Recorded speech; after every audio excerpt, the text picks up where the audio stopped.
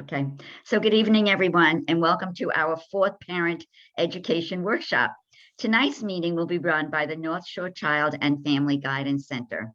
So we have become aware of the concerns that many parents have regarding the various forms of technology that are available to our children. Since the pandemic, children have been exposed to even more technology. And while this has had many benefits when we were not able to communicate in person, it has also raised some concerns about the most beneficial ways to use technology that is at our disposal. So tonight, experts from the North Shore Child and Family Guidance Center will be talking about the effects of technology, what to expect, what can you do, and when to be concerned. You will have the opportunity to ask questions and to share your concerns. And so now I will turn it over to tonight's presenters, Kathy Rivera, Executive Director and CEO of the North Shore Child and Family Guidance Center, Dr. Reena Nandi, Director of Psychiatric Services, and Paul Danilack, a mental health counselor and supervisor of the high-end department. Welcome. We're so happy that you're with us tonight. So I'll let you start, Kathy. Thank you so much, Elizabeth. I just appreciate this opportunity, and I will say it again. Thank you to the Buckley Country Day School parents for joining us tonight. I can speak for myself and colleagues. We had a lot of fun putting this together, and we really hope that it really presents to be very useful to you all. So before I get into this, let me just do a couple of housekeeping items. On the bottom of your screen, you only see us on the screen and you're all muted, but that does not mean you will not have the ability to ask questions. There is a Q&A and a chat feature. Feel free to use either one, whatever you're most comfortable with. We have beautiful Maria, even though you don't see her, she's in the box at the bottom. She is monitoring that. We will do chat checks, Q&A checks, and we will ensure that we get to all of your questions. So if you enter it now, you enter it at the end, there really is no wrong time or no wrong door or no wrong click. So just wanted to make sure everybody was aware of that. So let me jump right in. So again, I just want to thank everyone. Before we go into the material, I would be remiss if I didn't tell you who we are. North Shore Child and Family Guidance Center, also known as the Guidance Center, is right in your backyard. We're not that far from you. We have been around for 70 years. We are the lead provider in children's mental health services. We serve children 0 to 24. We provide not only just mental health services, but a variety of other services. We're in 3 offices. We are in Manhasset, Westbury, and Roslyn Heights, but again, we serve all of Nassau County. Our mission is to restore and strengthen the emotional well-being of children. That is what our mission is and what we are committed to doing. We provide mental health services, individual, family, and group, by any means, virtual, in-person, a combination of those. We provide outpatient, community-based, school-based, drug and alcohol treatment. And then we have some really nice specialty programs. We have a Latina girls program, a triage emergency, a suicide prevention, maternal depression, grandparents, because I think there might be some grandparents on this Zoom who are the primary caregivers to their grandchildren because they've got working parents like many of us are, and respite programs. So what I really want you to know about who we are is that we turn no one away for their inability to pay. We are here for the community, we are here to serve them, and we plan to be here for another 70 years. So let me get right into this, right? So that's a little bit about who we are. So let me just be clear about what some of the goals are for tonight. I just really want to set the stage and help you understand that we're here to help reinforce some knowledge you may already have. We want to increase your knowledge because we really understand that you as parents and caregivers need to make decisions about technology, specifically about the prevention and the intervention when it comes to it and your child. We want to give you tools to use in your toolbox because we understand that some of you may actually have children that are of different ages in the same household using technology, which makes it more of a challenge. But most importantly, our goal tonight is not to tell you to remove technology. In fact, we are encouraging you to better understand it and really understand the importance around managing it and teaching healthy and appropriate behaviors around technology, not just for your child, but yes, folks, we will be speaking mostly to you, you, the audience as caregivers. So before we do that, I'm gonna launch a poll that you can participate in. And there's gonna be 5 questions on the screen. And on these, please, I'm gonna ask that you go through all 5 questions and answer it, based on your own experience. And then what we'll do is when everybody's answered, we'll close the poll and we will look at it together and get a sense of where you are in terms of your thoughts and concerns about technology and also your technology as it relates to your children. And this is anonymous, so whatever your answers are, it is not identifiable. So feel free. You can see the poll on the screen, right? Just want to make sure. Okay. Let's give you a minute or 2 to do that. Oh, okay.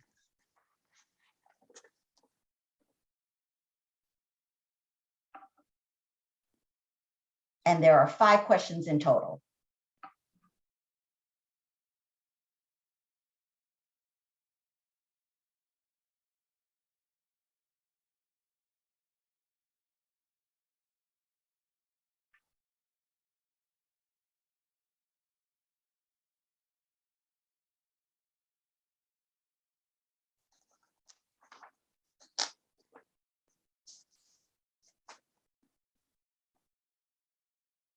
We have about a few more people that need to answer. We have about 70% of people that have answered. We'll just give it another couple of seconds.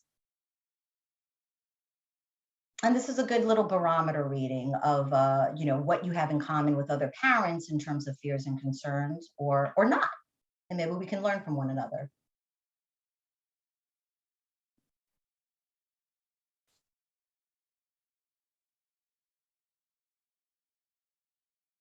Okay, we're almost there. I'm just going to give it a couple more seconds.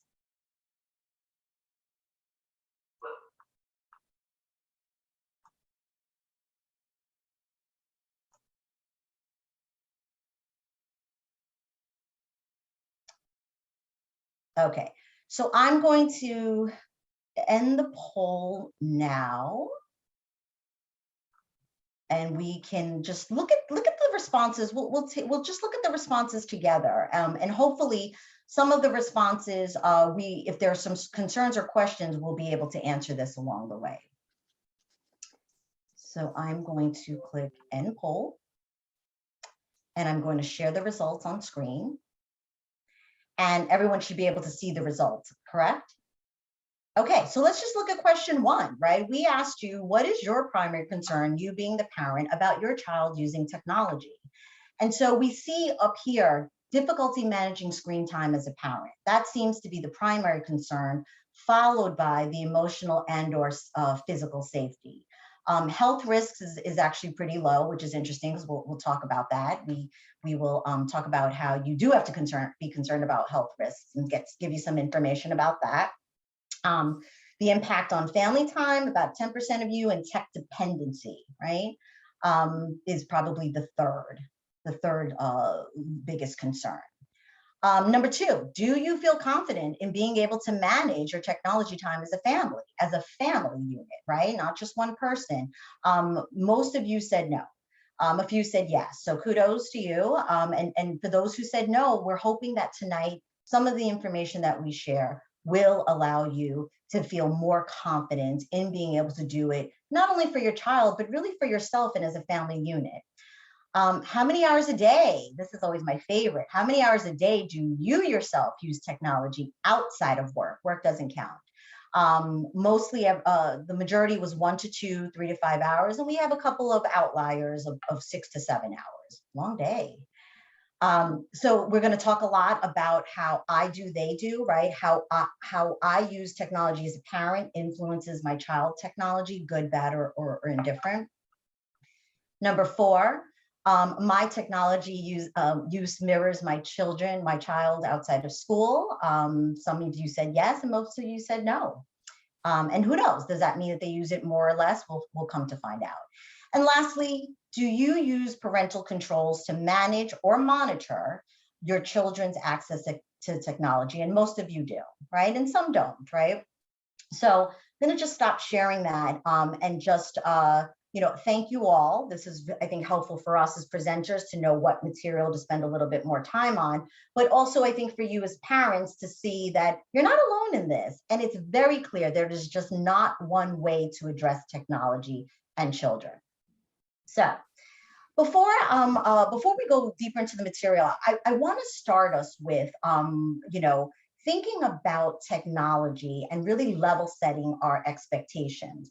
I want to share with you a couple of terms that I hope will help you understand the framework about technology, and more importantly, how the big gap in technology use and knowledge between you as parents and your children really play a very influential role in how you communicate, how you connect with one another, and how you behave, and the challenges surrounding that.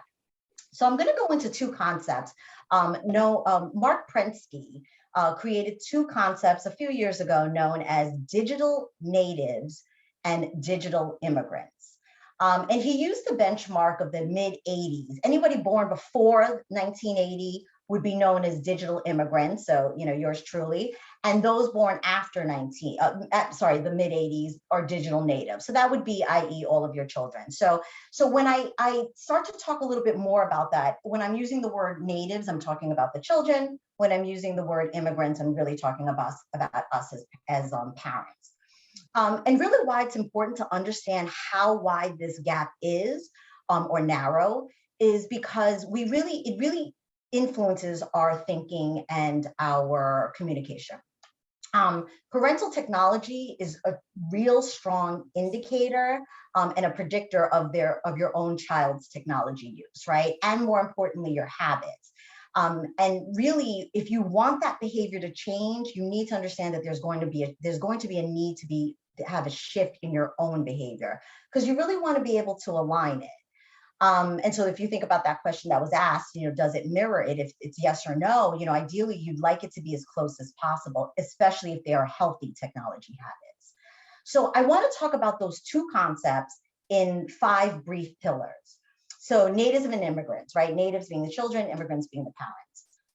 If you think about primary source of information, a digital native will use multiple platforms to gather their information, and they tend to be social media platforms, right? Not really sort of credible places. For digital immigrants, we often will rely on traditional TV and news, right? To be places of information that we can go and quite honestly trust. When we think about cognitive development, how we think, with natives, you often find that there's a lot of parallel thinking. They are often influenced by visual stimuli.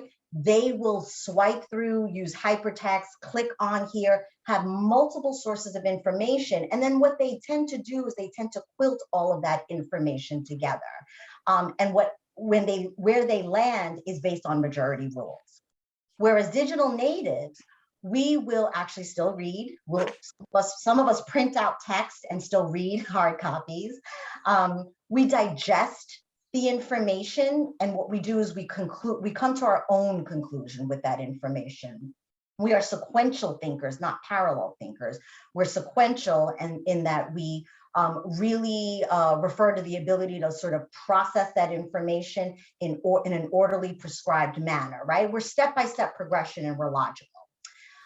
When it comes to connectivity, if I use even the most simple example of knowing what someone is doing or how they're feeling, digital natives will often look to update a social profile, most likely. Now, I understand that I am talking about the older kids during this time. Your 5-year-old may not be updating it, but I think it's very important to know, because as they migrate and move into these areas, their friends might be doing it. So you need to be aware of this. But digital natives tend to really use a social media page, do one update, knowing that many, many people will be looking at this. They rely on affirmation in quantity. How many likes, how many views, right? How many more are gravitating toward a particular area? And they tend to be a holder of multiple platforms, emails, apps, pages. Digital immigrants now, we have a schedule that's really filled with prescribed tasks that place value. Our time is precious, and we will only engage in things that are valuable, right, and meaningful. We get our affirmation in quality. We also do what I like to describe as pick and stick. So we pick just a few that we like and we hold on to them. We don't go searching for other things. We like to stay within our comfort zone and within our control. And it's also much harder to give up something that's comfortable to us. I mean, to this day, I make fun of my sister for still having her AOL account. She refuses to give that up. I do miss it too. I know. You've got mail. That phrase just always just gets to me. The etiquette around digital natives and digital immigrants. Digital natives, they are fearless. They are risk takers. They don't care what information is out there or where it could land. For us as digital immigrants, we are often fearful and cautious of our information, right? We're thinking of it as from a risk management lens, and also because we're adults, right? You know, the frontal lobe is fully developed at that point. As far as communication, when you think about digital natives, you think about how they use very limited words to communicate. They will often use a GIF, they'll use a little video, they'll use an emoji, they'll use abbreviations, right? They'll use just letters. They don't use words as much to convey what they might be feeling or what they're thinking, or just in basic communication. They often use, they've grown up using their fine motor skills by typing. By using certain digits only. Presumptive text I often refer to as the devil, because they don't have to think. Presumptive text finishes their thought, and they don't have to think for themselves. They don't even have to spell. They don't have to worry about those things. Whereas digital immigrants continue to rely on those social cues, that interaction, really looking at body language and determining what we say and how we're going to say it. We still own the art of penmanship. We prefer to use our words and our thoughts, and we tend to speak in complete sentences. We text if there's privacy issues, or if we just have to say something really quickly. What I need you to understand is you need to, as parents, understand and decide, where are you on the spectrum? Is it a wider gap? Is it a more minimal gap? And what you really need to do in that understanding is adjust your expectation, exercise patience, but more importantly, model healthy behavior. If there's behavior in your child that you find undesirable around technology, you may want to just default and ask, what is it that's bothering me? And are these things that I am doing as well? Am I modeling this for my child, right? Because we can't just place the responsibility on the child and expect them to sort of self-correct. So I wanted to just sort of stop there. Maria, is there anything in the chat or any Q&A? None so far. Okay. So I will now turn the mic over to Reena, who will talk a little bit about, the physical and mental health aspects as it relates to technology.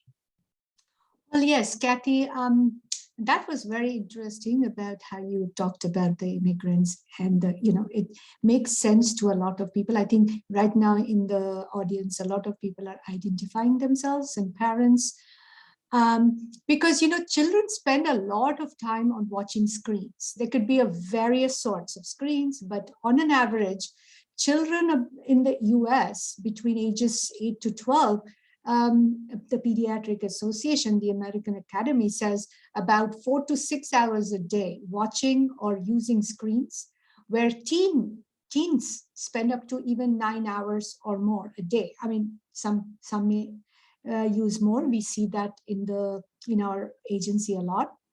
So while screens can entertain, teach and keep children occupied, we always know, and we see that they also lead to a lot of problems.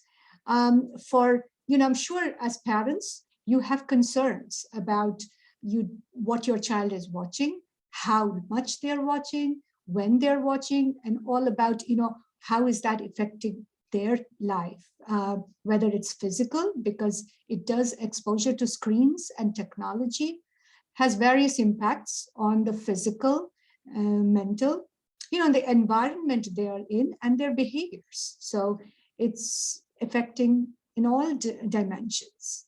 So what they're causing and how concerning they are depends upon variables. Like to think about first, we think about what is the content of what they're watching.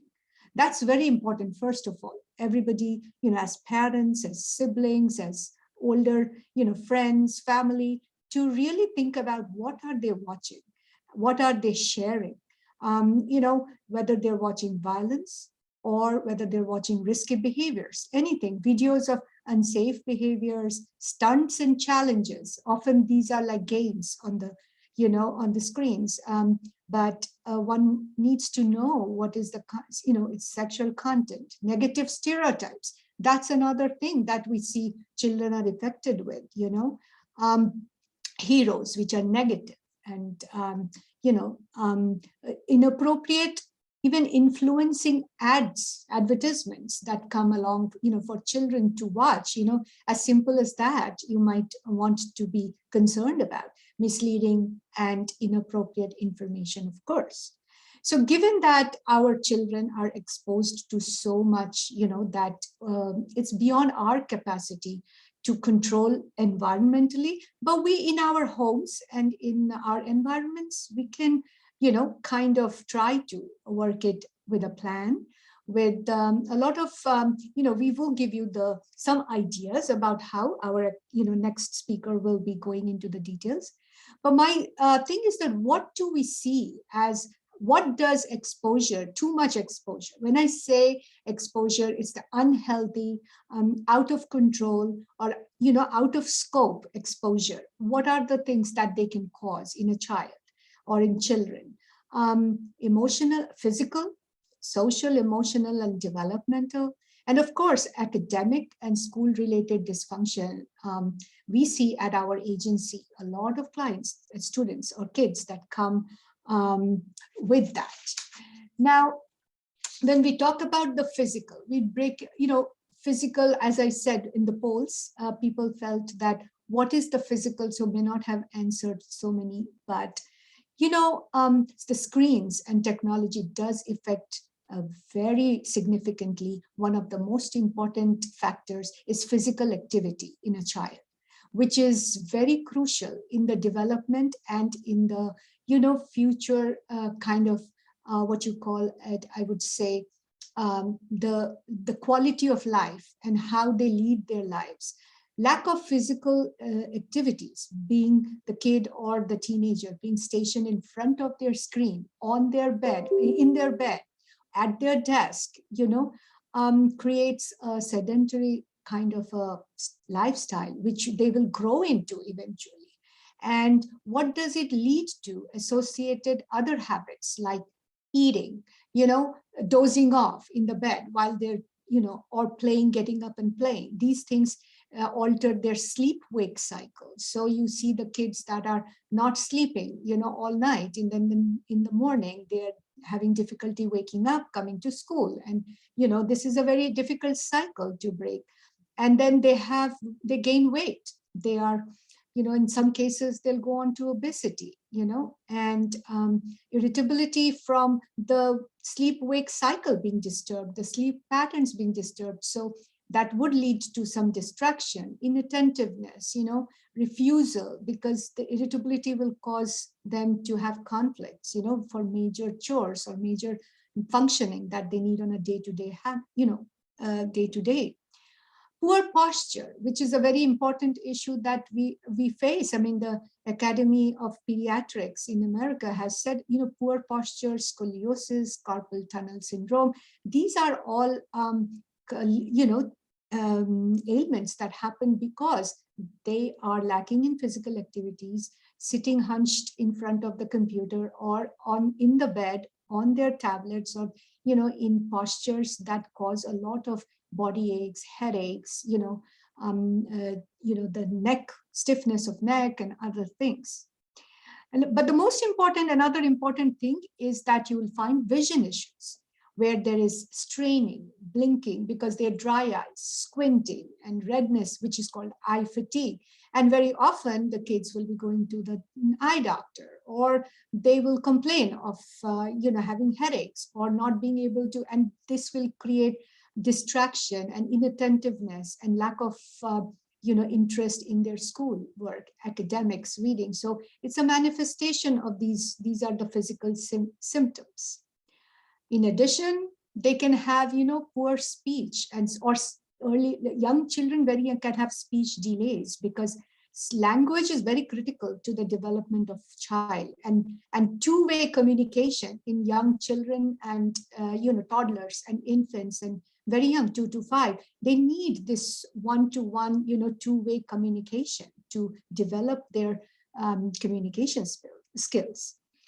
So having said those behavioral, physical ailments or side effects of technology, what are the broader ramifications in the general well-being of a child, as we see very often as child psychiatrists, therapists, and educationists, is the general well-being, social, mental, emotional, and academics are related to it in this, so poor grades because of not paying attention, because of reading less, fewer books, poor reading and writing skills, which limits creative thinking. And so in general, if you bundle all this, there is poor academic functioning.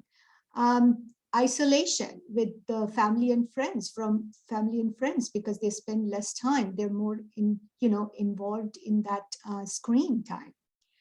I'll mention here because when we had spoken about the natives and the immigrants, as you had said, there's also a term called the technoference, which is, I don't know, most of you might have known or you don't, where is a parent behavior. It is not related to the child. It is really a parental distraction and preoccupation with the screen and technology, which then causes lack of parental engagement and communication with the child, leading to the child's behavioral problems because of lack of communication. And of course, the same thing as Kathy had said, how do you, mirroring yourself, with the kid. And then we find that the kids have is a fear of missing out. Somehow they feel that if they're not hooked up to the technology or their iPads or their phones or their screens, that they're somehow missing out, on stuff that is going on, which causes like a heightened reactiveness in them and an anticipation, which then could lead to anxiety because they're always like in a hyper reactive state, that what am I missing? I need to, and that causes distraction, poor attention span, and other things. And less time learning other ways to relax, have fun, enjoy other people. So in which case they lack spontaneity and, the excitement in life and awareness, which you will see that wherever you go, they're less connected. And I'm sure you'll see this in your families, and we see them all the time. So not enough physical activity or lack of movement while they're just fixated on their sedentary, the social media or their lab, whatever they're watching. You will see that this will also lead to either the weight gain or they cause negative body image, which causes them to have other mood and anxiety and social or various forms of avoidance, because then, and also this could lead to other eating disorders because now they're putting on weight, they don't know how they look, they don't like themselves, so mood and behavior problems. We see this commonly in our agency, that distraction, irritability.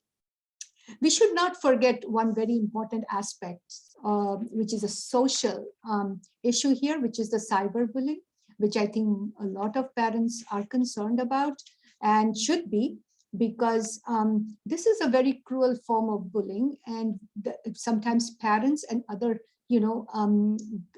guards of the society may not have a hand on, like, how do they manage this, because this is happening all the time, and it causes significant cause of low self-esteem, depression, self-harm. In our case, in our agencies, we see a lot of like self-shaming or, and suicides often, in various children and adolescents.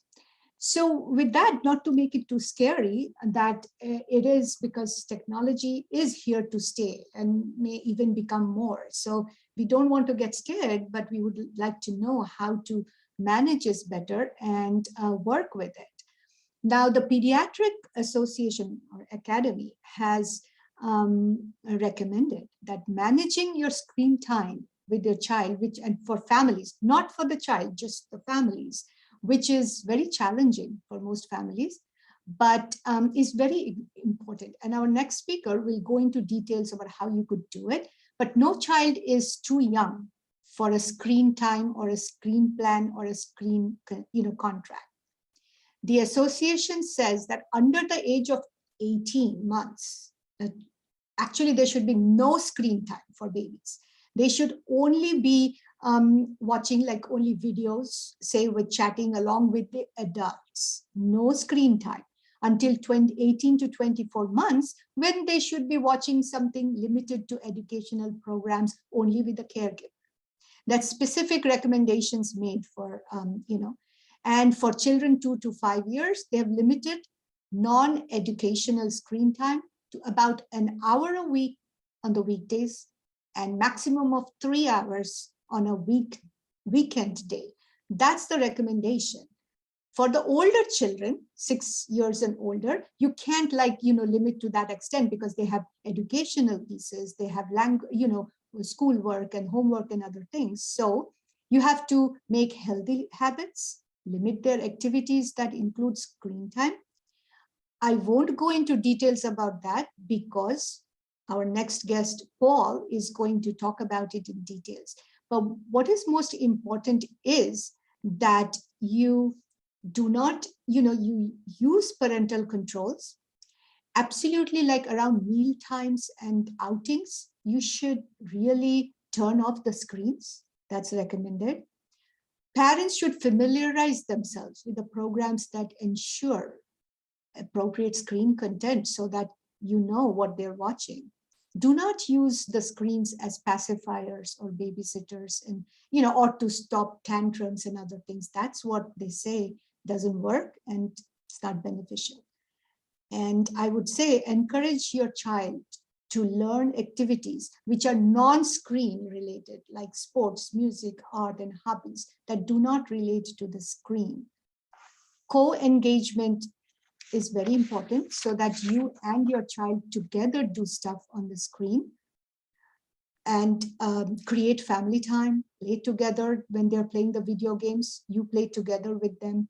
Playtime, unstructured playtime, increases creativity. So you should try to schedule more media less playtime. That's what is recommended. Playtime, play dates, media less, which will help you. So limit activities, homework and learning and socialization on media as much as you can.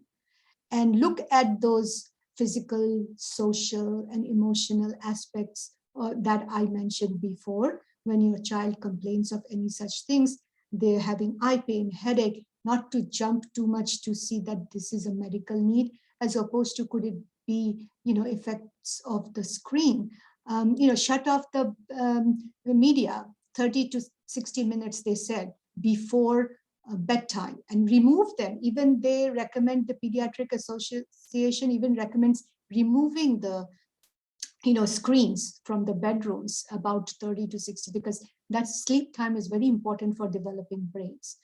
So saying that, I think as we understand that the screen and technology is here to stay, there are many positives. As Kathy had pointed out, we should let, learning, educational, social, but you should, that mantra that we say, and we have heard everybody says, preparing a good screen time plan for your family, not just your child, is very important, and include your children to give you ideas and share your concerns with them so that you can develop that. Having said that, I will pass on the stage to Paul, who will specifically go into what are the real ways where you could broaden it, in respect to what I said, how to look at it, and how you could, really try to have, control over your family's screen time. Paul, can you just, I'm thinking there's a couple of questions in the chat, so maybe, just to transition, maybe we should just answer the questions and then we'll jump right into, because, you might actually be able to answer some of them and respond to them. Absolutely. So we have one question here where the question was, is there a point in time where the natives, the digital natives, transition to becoming immigrants, or is this a lifelong shift in behavior and thinking? So, the behaviors around being a digital native and immigrant, right, is reflective of all behaviors. Behaviors can change, they're learned, right? They all have meaning, right? Those are sort of the basics of it. You can't really change the time frame of when someone's born, right? So, that was just a benchmark in time that Prensky used, right, to define who fell under what umbrella. But I think that when I describe the characteristics and the behavior, so for example, when it came to connectivity, how digital immigrants really used affirmation based on quality, and a native may have used affirmation based on quantity.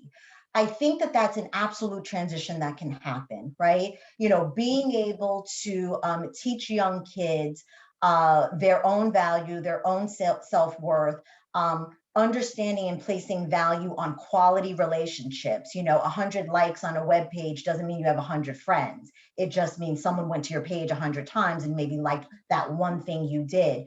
But having that connection and having a social support in your wheelhouse is much more important, for you to establish as a child. So it is a transition that can occur.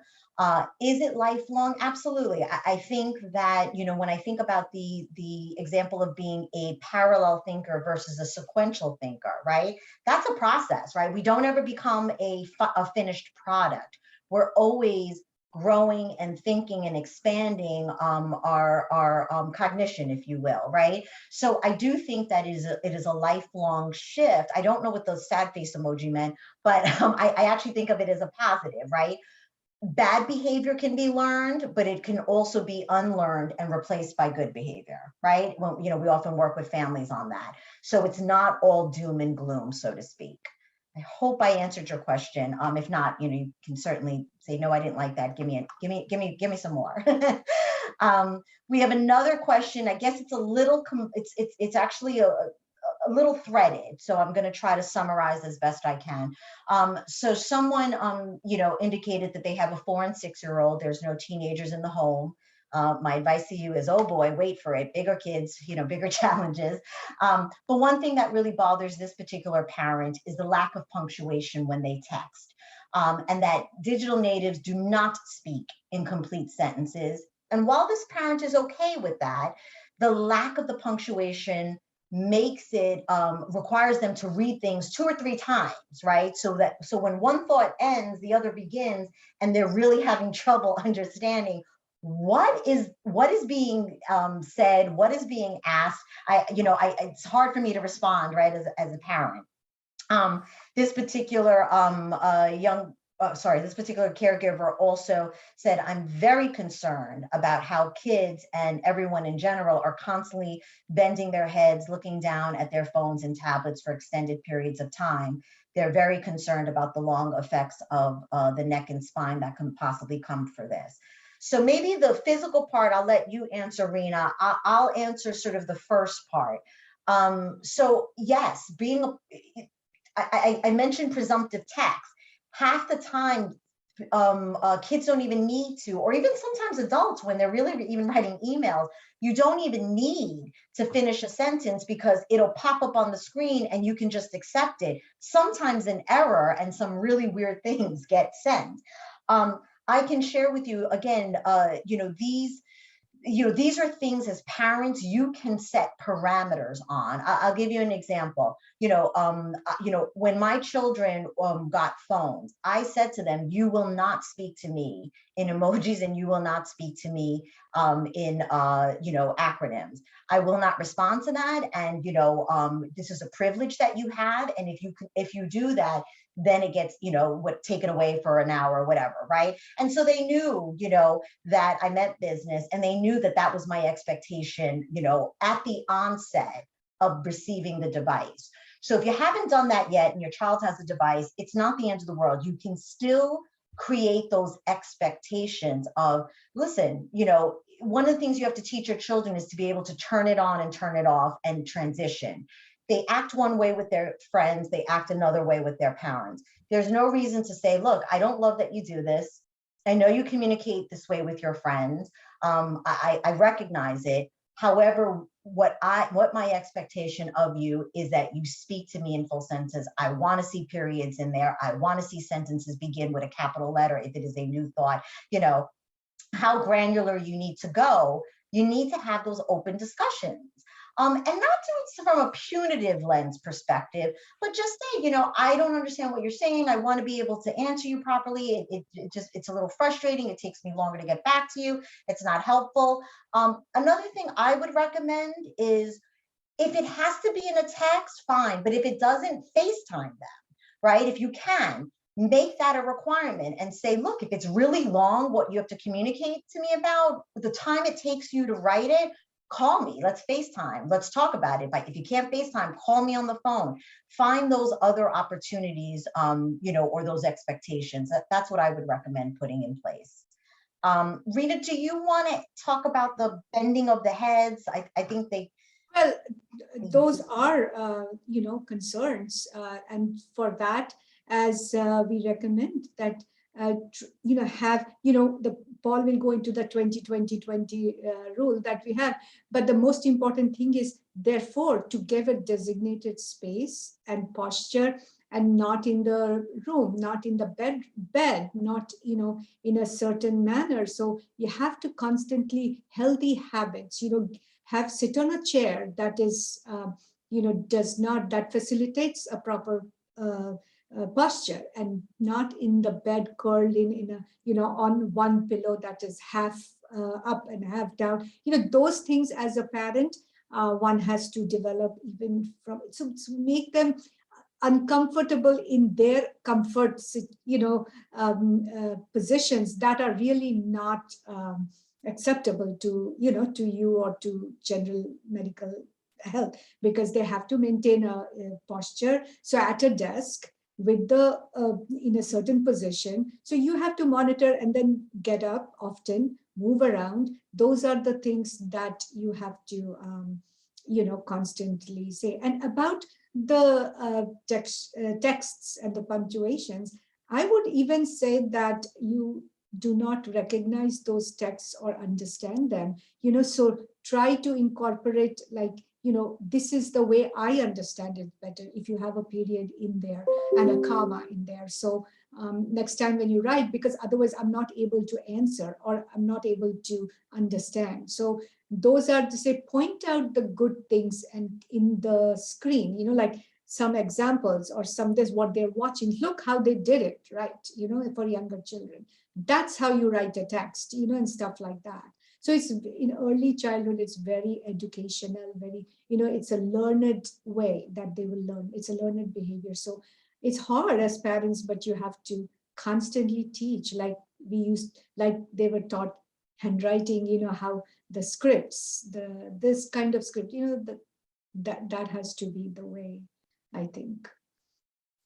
Right. We have, I think Maria had her hand raised in the audience. I can actually unmute you if you wanted to speak. Or did Maria have her? I saw the hand raised. There was somebody had a question. Yeah, okay. There was an actual hand raise feature, so I don't know, but Maria in the audience had her hand raised. Maybe it was a wrong click, I'm not sure, but you could certainly chat it in as well. We just have 2 more questions, and actually, Paul, you might actually even be able to answer it. So, I know you're dying. Reena and I are having all the fun here. We need to share the love. Okay. So someone asked, how do you handle the issue of teen privacy and checking in on who and what they are texting, for example? Many psychologists advise against going through your teen's phone. What advice do you have about this issue? That is a very valid question to have. And a lot of that comes in as trust. And there is a certain level of trust that you have with your children, and it's something that you want to be able to maintain as much as possible. So those psychologists that suggest going against it, they are right, because the second you take that phone and say, I need to go through this, their trust in you is going to go away. Now, of course, if there's cause for concern that something is going on that needs to be addressed, of course, that is something that you have the ability to look at, and you can take that device from them and look through it. But a lot of it comes into trust in building that. And that comes over time, being able to trust them and seeing that they are responsible with their technology and being able to use it in an effective way. So it is a lot of trust. Right. And I would actually piggyback off of that too, and say, as a parent, if you want to engage in that behavior, you're going to have to ask yourself why. What is the level of risk and severity around it? Is it that you just suspect something, or you are really worried about your child's safety?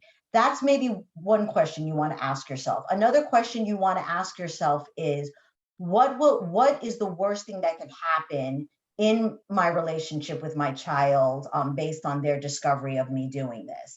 Is it going to hinder our relationship?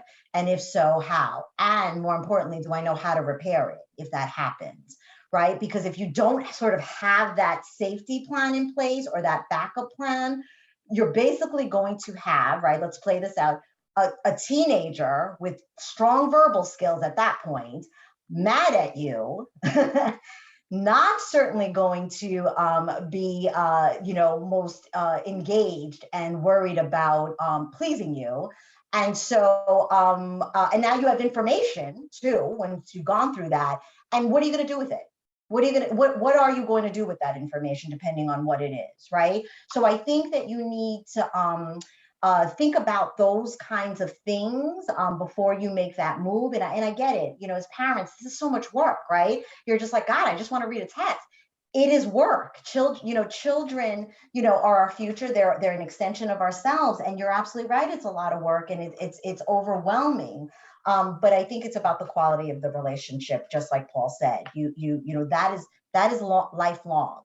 And I think also, sorry. No, go ahead.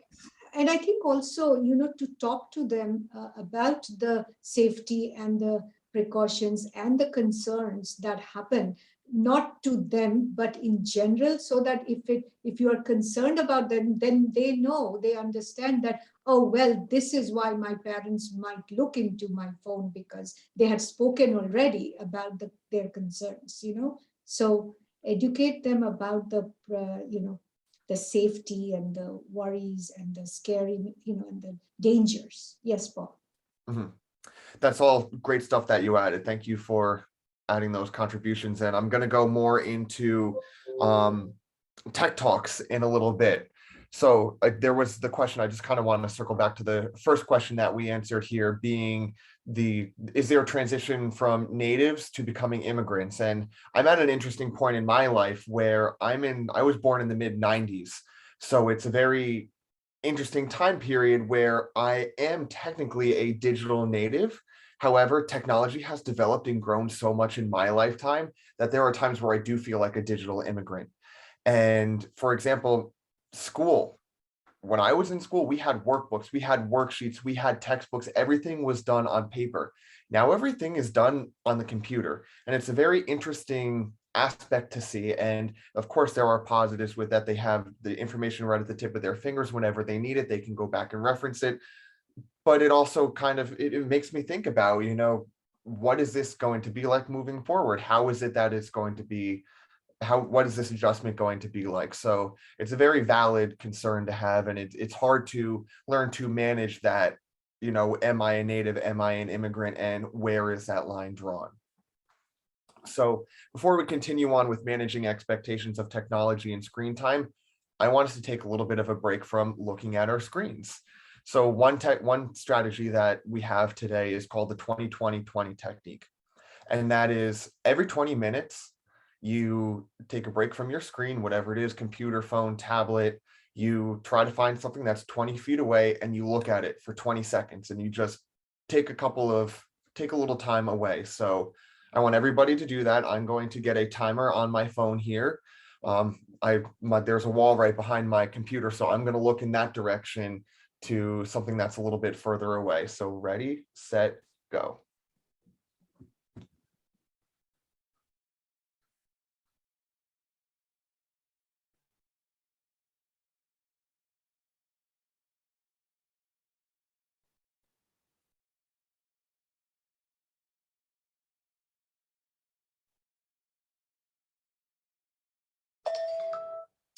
Okay. So that's a little tech break that we just took from looking at our screens so much.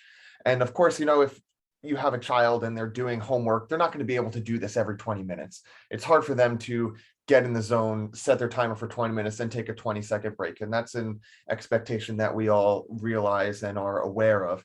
However, even if it's every half an hour, 40 minutes, every hour, there are some kids who do use technology for 6-7 hours a day coming home from school. They go and they do their homework, then they are on their video games, their computers, whatever it is that they're doing.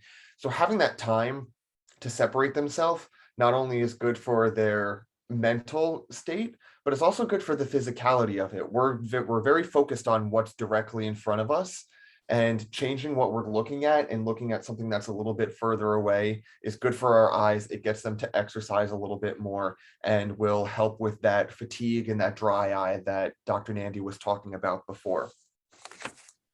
Another thing that I wanted to focus on tonight was reward and privilege versus discipline or consequences with technology.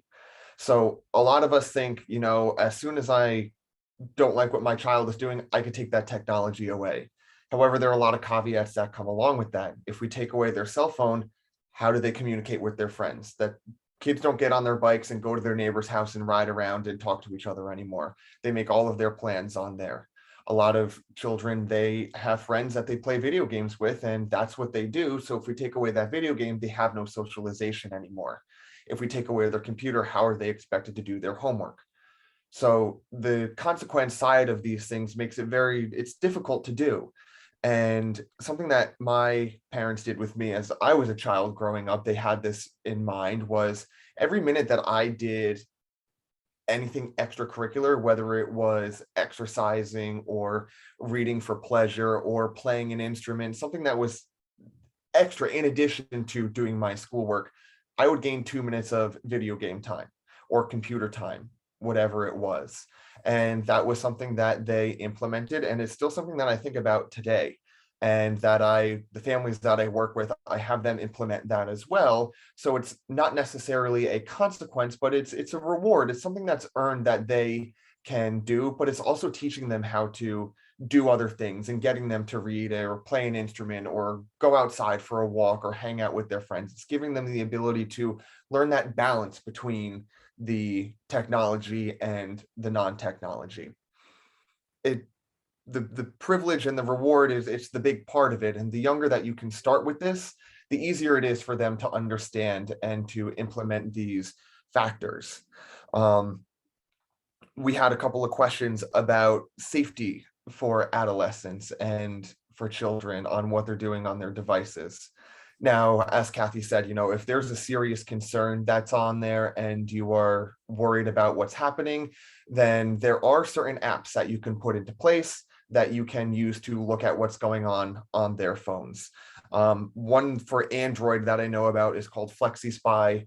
Androids are a little bit easier to install these apps. On an iPhone, you kind of have all of the apps right there. It's very easy to go through and see what's there, but Android can be a little bit more difficult to detect those things. Now, of course, that builds into that trust factor. If you have to, like Kathy said, weigh what are the pros and cons of this? If this is found, what is my child going to think? How is that going to affect our relationship? And what am I going to be able to do to rebuild that trust? Another thing that you can do starting early on, or no matter when it is have tech talks. What is the safety precautions that you are concerned about? A lot of you said difficulty managing screen time and emotional and or physical safety. Be open and be honest with your children. The more open and honest you are with them, the more open and honest they will be with you. Developing that relationship, developing that trust, and chances are if you are open and honest about what's going on, they'll be able to come to you and say, hey, this happened on my phone, or I saw this on the internet and I'm kind of concerned about it. What should I do? So having those honest conversations with them is a really beneficial thing for you to do. Another thing to kind of manage that screen time are technology-free zones. And that doesn't mean the second you come into the kitchen, you have to put your phone down, or the second you come into the living room, put your phone away. We're not having any of that go on. Develop time that's going to be screen-free and utilize that to your advantage. So if you want dinner time to be your family time where you sit down and talk and catch up on your day and eat dinner and have a good time together, say, okay, so dinner time, that's when we're going to have our phones away. We're not going to look at them. We're going to leave them in the other room so they don't even know that it's ringing if they're getting texts. Smart watches are a thing nowadays. Teaching your children about what kind of notifications are you getting to your watch? When I first got one, I noticed, oh my gosh, there's too much stuff coming in. You can manage those notifications. The only thing I get to my watch are text messages and calls, and that's it. And that's all I want there, because anything else can wait.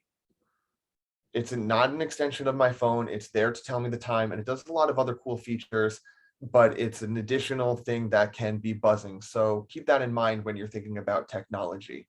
So if you are going to have a technology-free zone, leave that watch in there. Who cares about the time? We're here together at dinner doing this.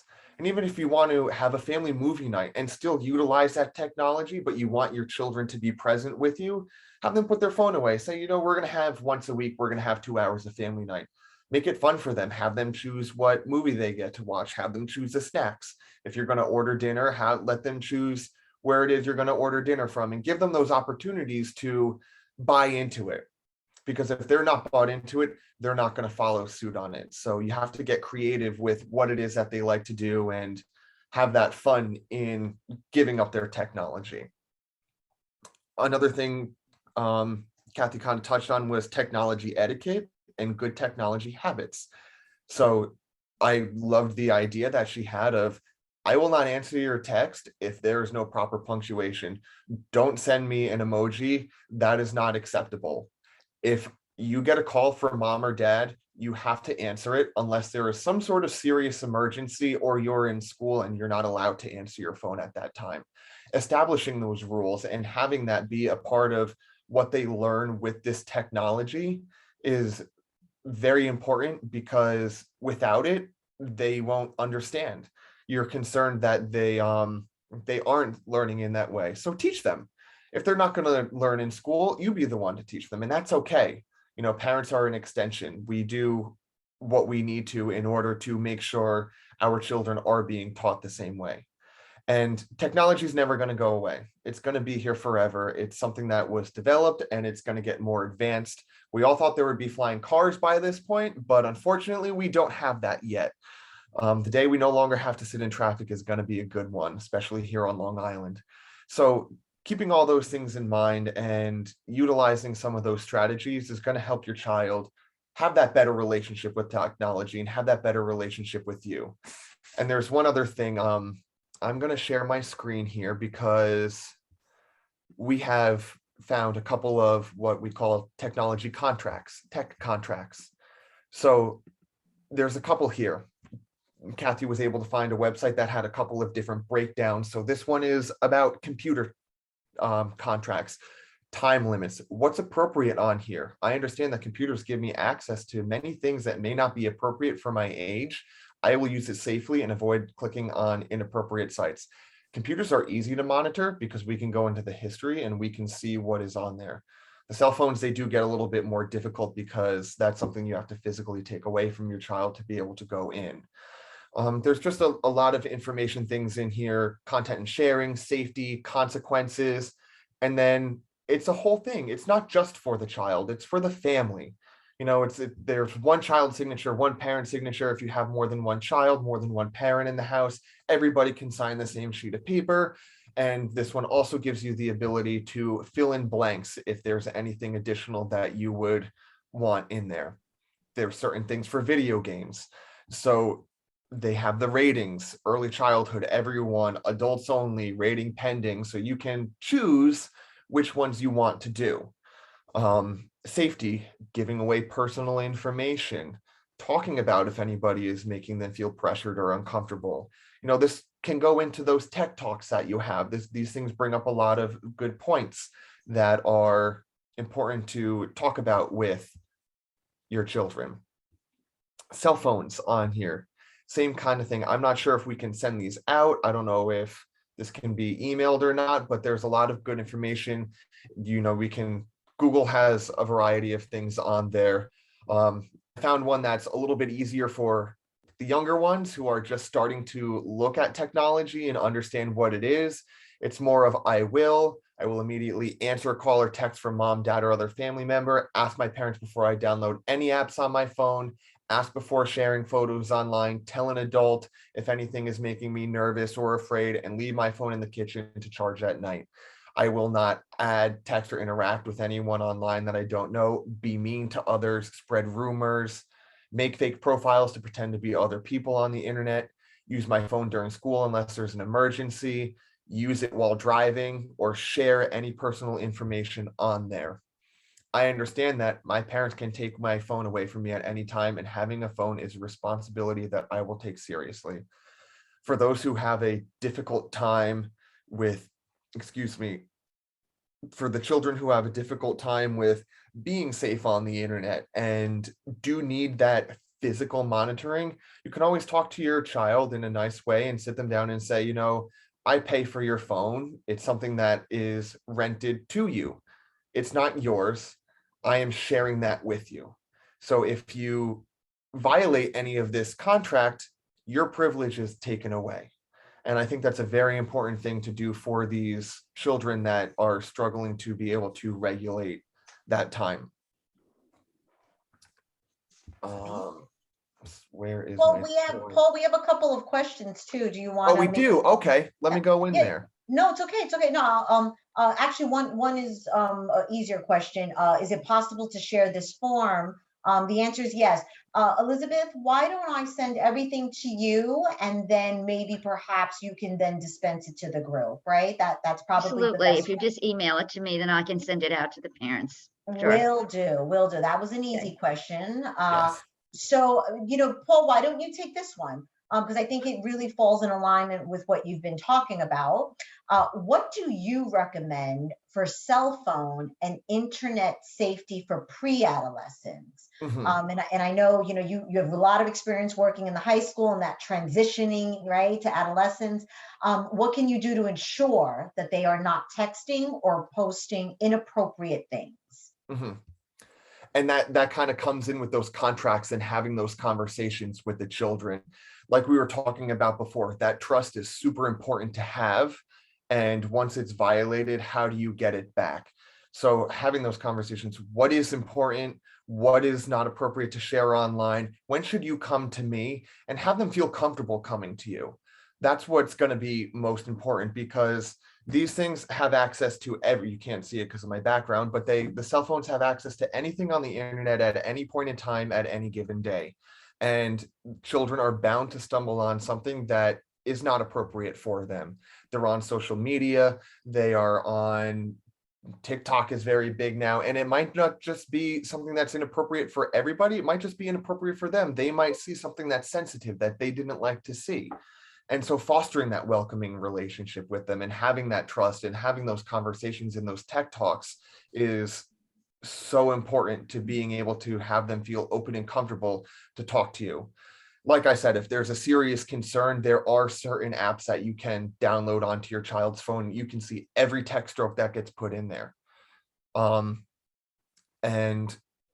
Yeah, that's maybe a what part Paul, of- I was asking you, are there any sites or apps or blocks, parental blocks and stuff that? So internet providers do have parental blocks. I'm not 100% sure how to access them because every internet provider is different. So I know like on Netflix or Hulu, you can have kids accounts and then you can have adult accounts. Yeah. The kids accounts are usually cartoons, the pre-adolescence, it's kind of hard to do that type of thing, but on computers, on cell phones, you can go into your router to monitor what is going on.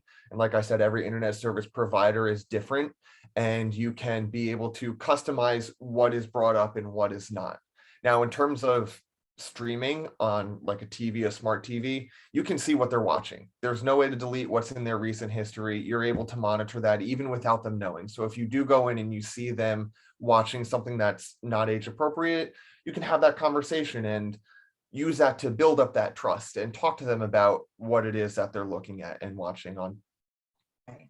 Yeah, I think also what I'd like to also add is, when that question pops up of, what do you recommend for safety for pre-adolescents and the concern about them not posting inappropriate things, I think if you just even take a step back, let's just make sure that there's an alignment of what danger is, right? Because you as a parent are viewing inappropriateness and danger probably in a very different way than your own child, right?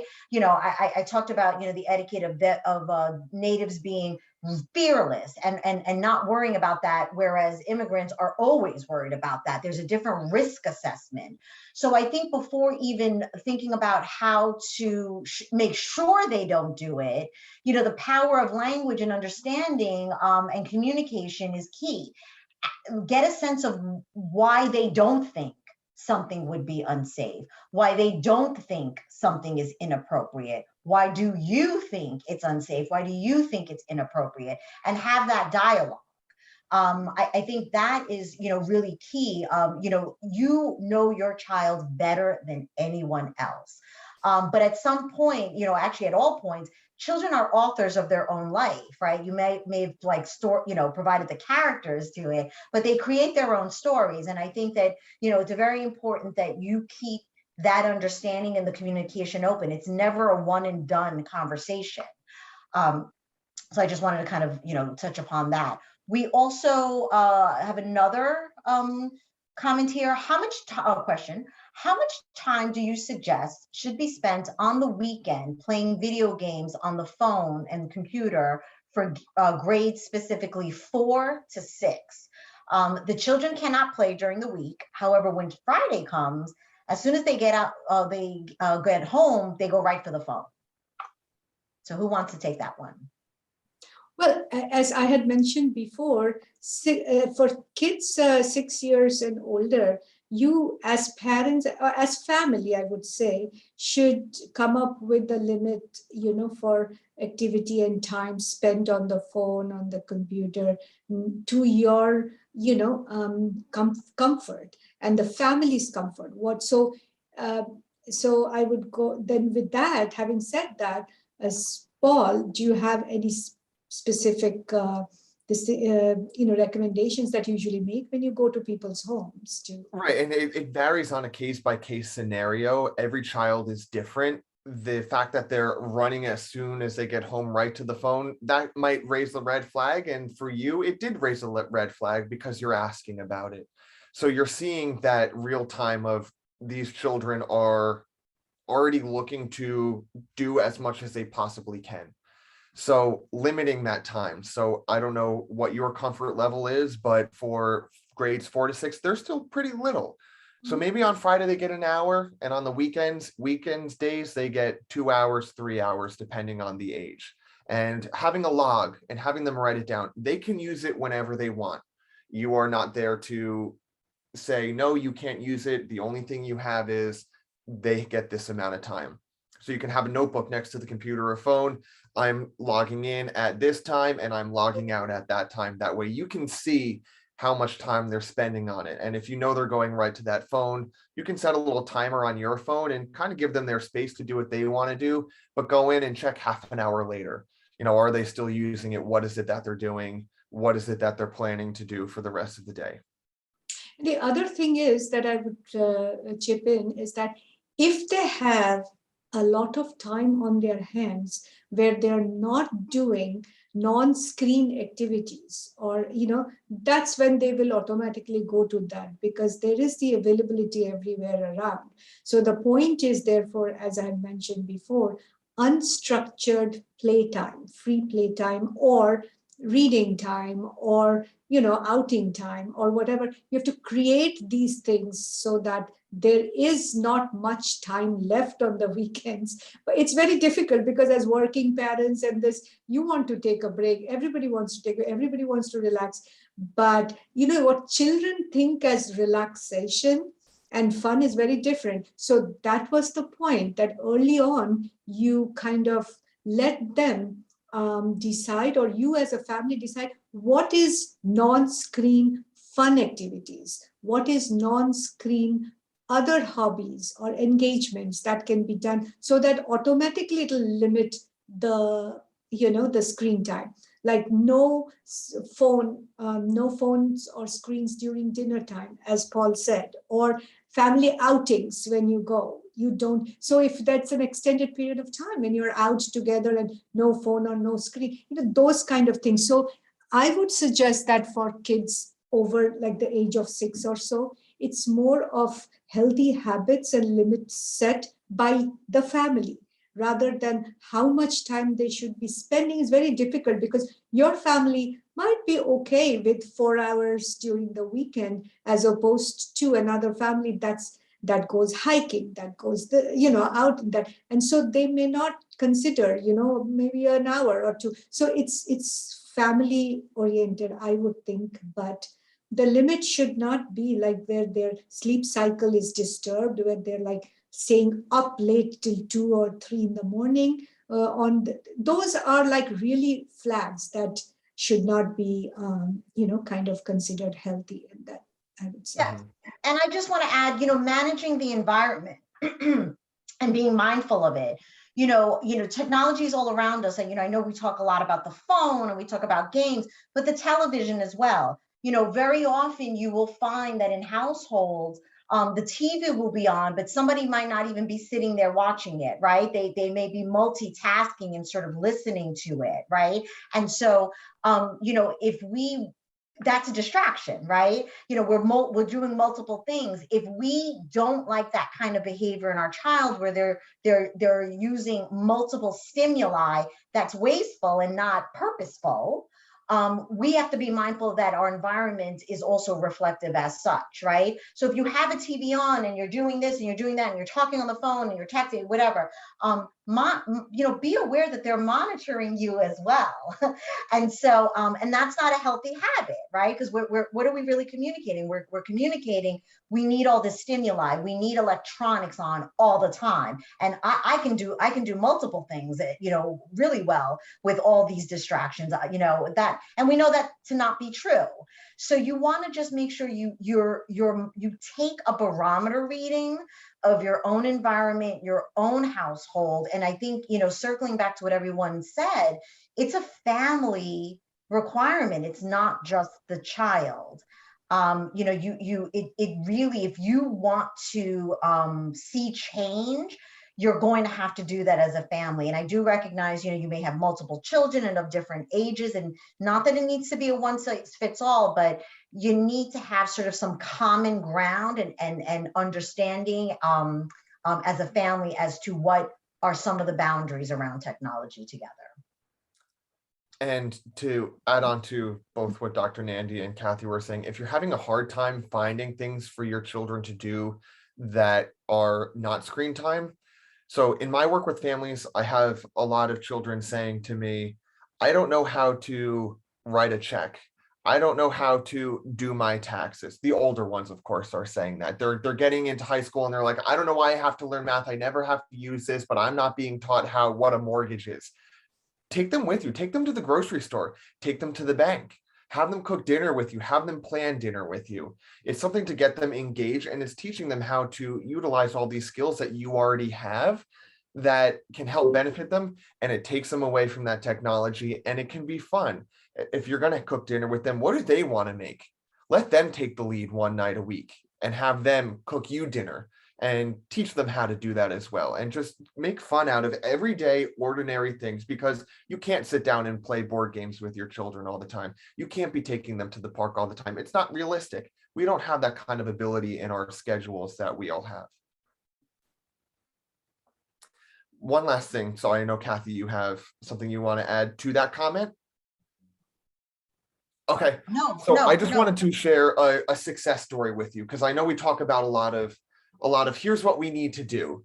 So Yes. in my work with these families, I've seen these types of strategies work. I'll give a little bit more of an extreme example, but it's something that I think a lot of parents fear of. I was once working with a family. It was a single mother household, and the child would not go to school. He would play video games all day long, be awake all night playing video games, and then sleep all day. And that's a hard cycle to break. What ended up having to happen was, I know we talked a lot about positives and rewards, and as opposed to discipline or consequences, but the parent had to take the Xbox away into her car during the day to take it to work in order to get the child to stop playing all day. And she had to physically remove it from the house. And he ended up saying, okay, so I'm going to go to school. I'm bored. I'm not getting what I want out of the day anymore. And she was able to implement the rewards after. If you go to school, you can have your Xbox for a certain amount of time. If you go to school and you do your homework, you can have it for a longer amount of time. And it was built up in smaller increments, but it was something that was successful. And she was able to get her kid back on a good sleeping schedule. He was going to school. He was enjoying his time on his electronics, but also doing what it was that he needed to do. But that has been, Paul, that was excellent that you said that, because the Academy of Pediatrics does say, as I had said earlier, that they advise that if you can remove, like for younger children and children when they're in their bedrooms, there was a time, I don't know if TVs in the bedroom kept on because children fall asleep, and then that's a stimulation to the brain activity, and it disturbs the cycle of sleep. So if gadgets could be removed, and which you said was very important, have them charge your phones in the kitchen or your, whatever. And so the technology has to be either shut off or removed 30 minutes at least before bed, going to bed, which allows for that sleep-wake cycle, which is very important. We have been seeing so many kids coming with that problem here, not going to school because of that disturbance in the school, sleep-wake cycle. And that is something that's very important. Everybody, it's been stressed over and over again that gadgets, technology, screens either removed or shut. I mean, ideally you would shut it, but if you can't, the kid is still going on when you have closed the door and go, so then the removal comes, that because that's very important to break the cycle. And remember, it's daylight savings this weekend, so take it away an hour. Not half, an hour. Because we're all going to suffer. I don't see any more questions in the chat or Q&A. I don't see any of them. Okay, so we can wind down now. So I just want to end by thanking you all so much, Kathy, Paul, and Reena. You have been fantastic. You've given us so much to think about, and really so many great ideas. And and we are continuing, and we will continue to navigate this journey with our digital native children. So we need to keep learning how to do that. So I really want to thank you all, and parents, I'm sure you appreciated it.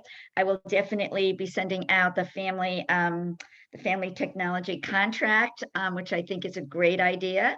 So thank you once again for being with us tonight. Thank you to all our parents who joined in, and have a great evening, everybody. Thank you. Thank you for everyone. having Take care.